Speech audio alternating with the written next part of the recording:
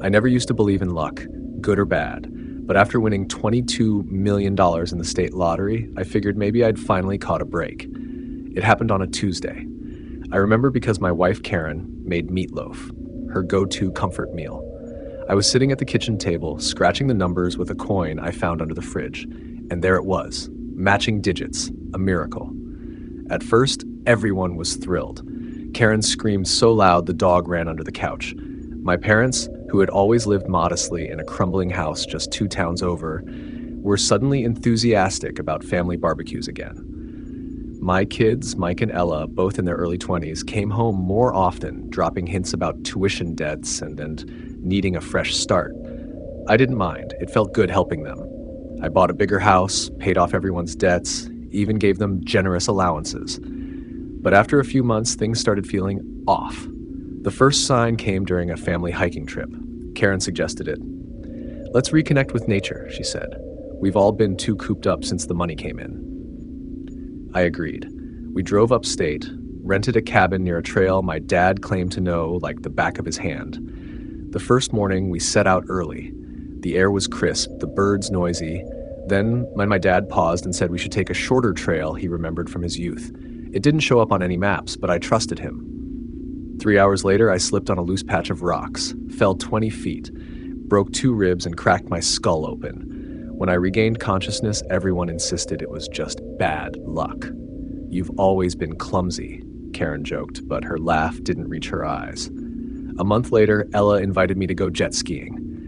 "Come on, Dad," she said, pouting like she did when she was little. "It's good for your recovery, fresh air, and fun." We rented a pair of skis and took off into the lake. She kept circling me, laughing, encouraging me to go faster. I did. My engine died. The steering locked up and I slammed headfirst into the side of the dock. I ended up with a dislocated shoulder and 16 stitches along my cheek. The mechanic who inspected the ski later said the throttle cable had been tampered with, frayed like someone had cut into it, but everyone brushed it off. "Must have been a rental shop screw-up," Mike said, sipping beer. "They're probably run by stoners." By the third incident, I started to feel paranoid. We were out to dinner celebrating my mom's birthday, a cozy Italian place downtown. My fork was halfway to my mouth when I felt something hard against my tooth. It wasn't bone, it was a nail, a small, jagged carpentry nail embedded in the lasagna. I spat it out, bleeding from the gums. My dad lunged up and shouted at the waiter. My family acted horrified, but something in their expressions, especially my mother's, felt rehearsed, like they were waiting for my reaction. Still, I told myself I was being ridiculous. Maybe I was just unlucky. People get hurt. Accidents happen, right? It wasn't until the camping trip that I couldn't lie to myself anymore. Karen had planned the weekend, said it would help us all heal and bond again. We drove to a secluded part of the forest, set up a fire, and cooked hot dogs. That night, they insisted I sleep in the solo tent. "You snore," my son joked. "Let us get some rest." I woke in the middle of the night to the smell of smoke. Real, thick, plastic, burning smoke. My tent was on fire. I managed to crawl out, half blind and choking just before it collapsed. The flames licked my left arm as I rolled away. The pain was indescribable, like my skin was being peeled back with hot razors. I blacked out. When I came to, I was in the hospital. My left arm was gone. Karen sat by my side, fake crying, dabbing her eyes with a tissue that stayed suspiciously dry. "You must have knocked the lantern over," she said. "The doctor said it was quick. You're lucky it wasn't worse." I didn't respond. I just stared at her.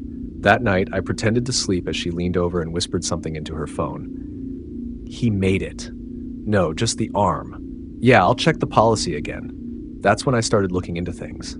Turns out, Karen had taken out a life insurance policy on me 6 months before I won the lottery. A $5 million payout if I died by accident. I found the documents in her email, saved in a folder called Financial Planning. She'd also co-signed them with my parents as witnesses. My heart sank. I couldn't breathe. Everything made sense now. The endless disasters, the constant near deaths, the sudden bonding trips. I confronted her a week later. I didn't yell, didn't accuse. I just asked, "Did you know about the insurance policy?" She stared at me for a long time before smiling. "You weren't supposed to find out." It wasn't even guilt. It was annoyance. "What happens now?" I asked, barely whispering. She shrugged. Nothing, I guess. You're still alive. I left her that night. Moved into a small apartment near the edge of town, cashed out most of my remaining winnings into a private account. I stopped answering calls from my family, changed my number, but it doesn't matter. They find me anyway. Last week, I came home to find the lock on my door picked and a burner phone sitting on my kitchen counter. It rang 5 minutes later. No voice, just heavy breathing. A few days ago, someone cut the brake lines on my car. Luckily, I noticed before pulling out of the lot. I know they're still trying. One day they'll succeed. Maybe it'll be another accidental trip. Maybe I'll slip down some stairs or ingest bad sushi. I live every day waiting for the next disaster. I flinch when I hear footsteps behind me. I jump at the sound of a match lighting. I used to think winning the lottery would fix everything. Now I realize it only gave the people closest to me a reason to wish I was dead. And the worst part, I miss them. I miss Karen's laugh, real or not. I miss Ella's dramatic eye rolls. I miss the backyard barbecues and the illusion of love. But I can't go back. I won the lottery, and I lost everything. Now I sleep with a gun under my pillow and a steel rod where my left arm used to be. I don't know if I'll wake up tomorrow, but I do know this. I'll never, ever believe in luck again.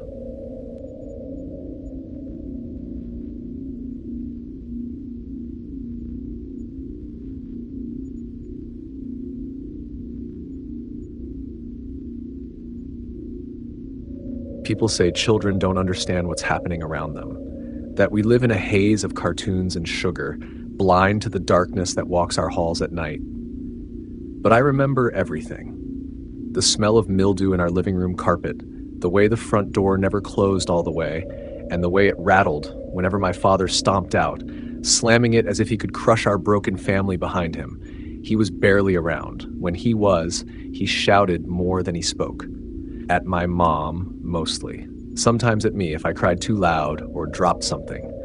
His words were sharp and slurred and soaked in cheap whiskey. But one day when I was 8, he just stopped coming back. I don't know if he died or left or got locked up somewhere.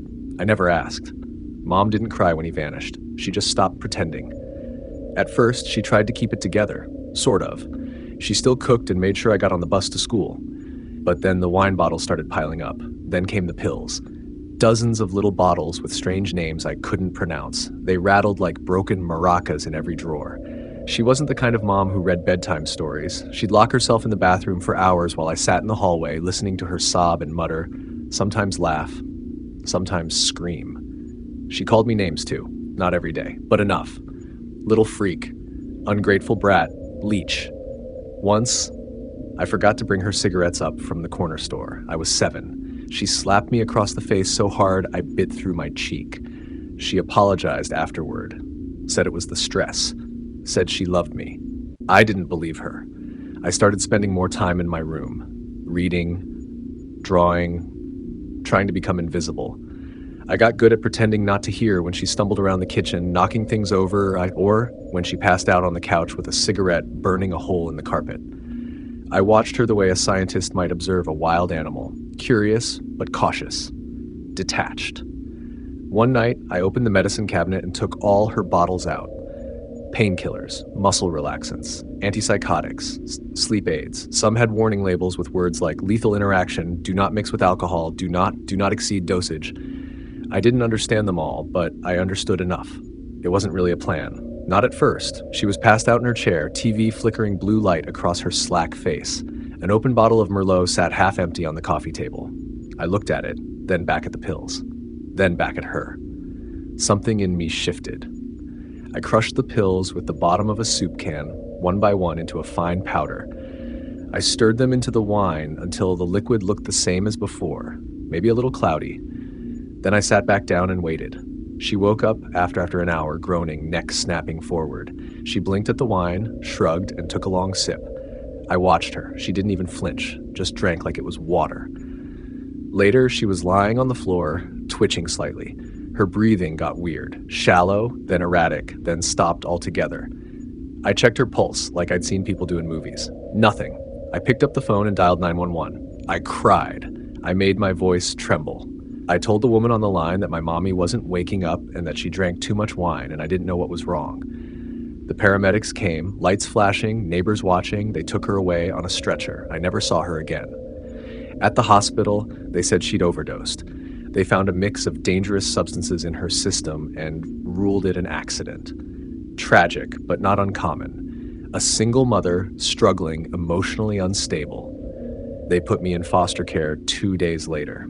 The family that took me in, Lisa and Greg, were kind.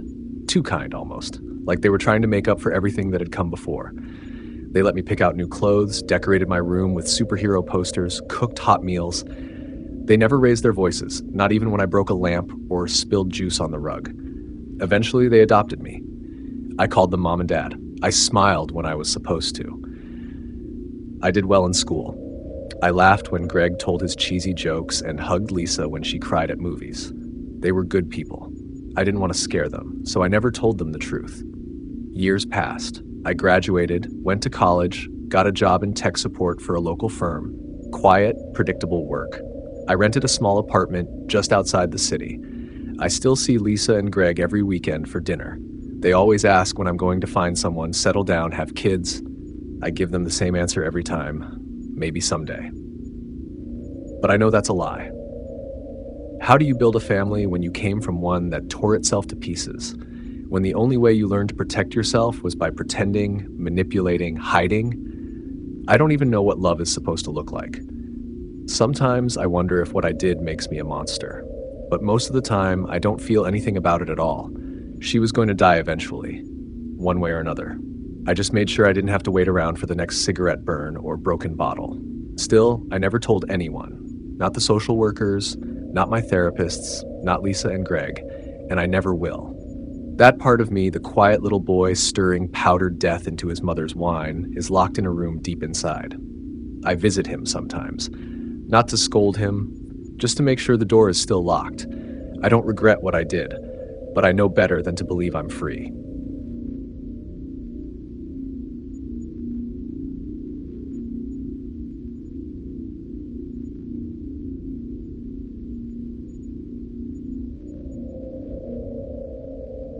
I've always hated babysitting in unfamiliar houses.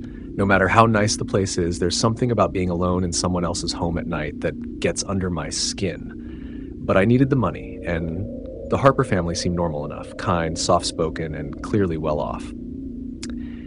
Their house sat near the edge of a quiet cul-de-sac, surrounded by tall trees that made the wind whistle in strange ways when it got dark. When I arrived, Mrs. Harper gave me a quick tour.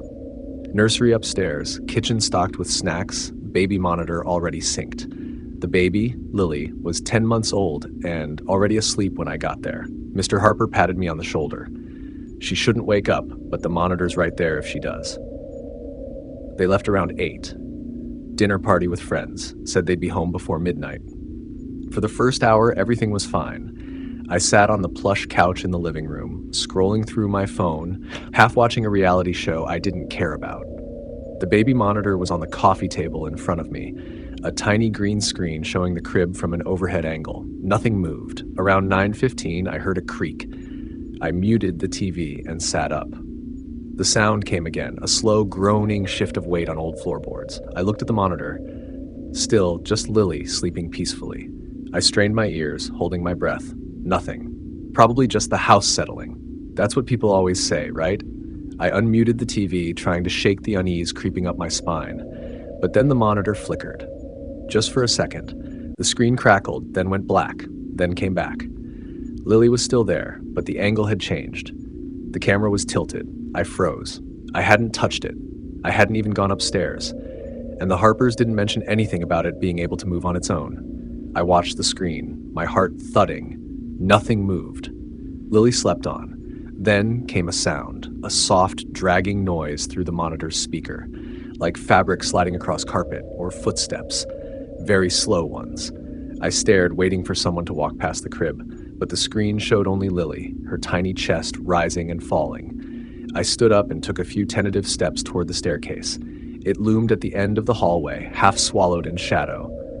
That's when my phone rang. I nearly screamed. I snatched it off the table. Unknown number. I hesitated.